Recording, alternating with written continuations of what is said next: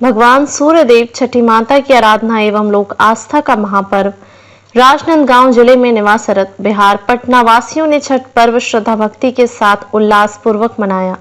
इस मौके पर आज छठ व्रती महिलाओं ने उगते सूरज को अर्घ्य देकर इस महापर्व का समापन किया। नहाय खाए से शुरू होकर 4 दिनों तक चलने वाली छठ पूजा के मौके पर कल शाम को छठी व्रती महिलाओं ने अस्ताचल सूर्य को अर्घ्य दिया और सुख समृद्धि की कामना की गई। छठ पूजा के लिए शहर के मिथिलाधाम गणेश मंदिर स्थित मोती तालाब से व्यापक तैयारी की गई थी। तालाब घाट में साफ सफाई कर सजावट की गई थी। इस अवसर पर छठ व्रतियों ने सुपली में पूजा के फल फूल सजाकर घाट पहुंचे और विधि विधान से पूजा अर्चना कर डूबते भगवान सूर्य को अर्घ्य दिया। यहाँ पर व्रती एवं उनके परिजन पूजा अर्चना की टोकरी लिए तालाब परिसर में देर शाम पहुंचते रहे। तालाब घाट में दीपक प्रज्वलित कर गन्ना सहित अन्य पूजन सामग्रियों के साथ तालाब में उतरकर भक्तों ने अस्ताचल सूर्य को अर्घ्य अर्पण किया। इस दौरान धार्मिक गीतों का गुंजयमान होता रहा। वहीं गाजे बाजे के साथ पर्व का आनंद उठाया।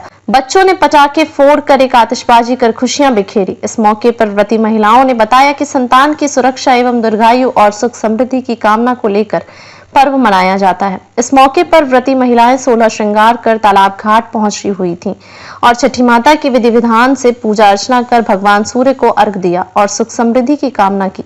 इस अवसर पर जगमगाते दीप के साथ भक्तों की उपस्थिति से तालाब की मनोरम छटा बिखरी रही। लोग इस दौरान एक दूसरे को छठ पर्व की शुभकामनाएं एवं बधाई दिए। राजनांदगांव से विजन टाइम्स न्यूज के लिए लोकेश रजक की रिपोर्ट।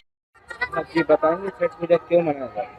छठ पूजा जो है अपने बच्चे अपने परिवार की लंबी आयु के लिए और घर परिवार की सुख शांति समृद्धि के लिए मनाया जाता है छठ। इसकी विधि क्या है? इसकी विधि जो है दिवाली के बाद छठवें दिन ही मनाते हैं ये बेसिकली, लेकिन इसकी जो तैयारी है ना दिवाली के बाद से ही चालू हो जाता है। तो इसका जो पहला जो वो होता है अनुष्ठान वो होता है नहाए खाए, जिसमें घर की साफ सफाई करते हैं और सवेरे से उठ के तालाब में नहा खा के अपने आप को पवित्र शुद्ध करते हैं। दूसरे दिन होता है खरना, उसमें दूध और गुड़ और चावल से बना हुआ खीर बनाते हैं और उसको उपवास के बाद रात में पूजा करने के बाद उसको वो कर लेते हैं। फिर होता है तीसरे दिन संध्या अर्घ। संध्या अर्घ में सूर्य देवता के डूबते हुए उसको जल चढ़ाया जाता है।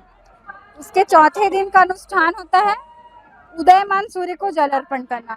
उसके बाद ये व्रत को पारण किया जाता है। और जो नहाए खाए की रस्म में लौकी, चना दाल की सब्जी और चावल, इससे व्रत का प्रारंभ किया जाता है। और ये पूरा व्रत 36 घंटे का निर्जला व्रत रहता है, जो चौथे दिन इसको तोड़ा जाता है 36 घंटे के उपवास के बाद। मेरा नाम सुचित्रा सिंह है। जी बताएंगे छठ पूजा क्या विधि है और कितने दिनों का होता है? छठ पूजा टोटल 4 दिन का पर्व होता है, कुल 4 दिन का, जिसमें नहाए खाए खरना बरना और पहला संध्या अर्घ्य और फिर शाम का फिर अगला सुबह का अर्घ्य होता है। इसमें 4 दिन का, जिसमें जो व्रती रहती है 36 घंटे का व्रत करती है।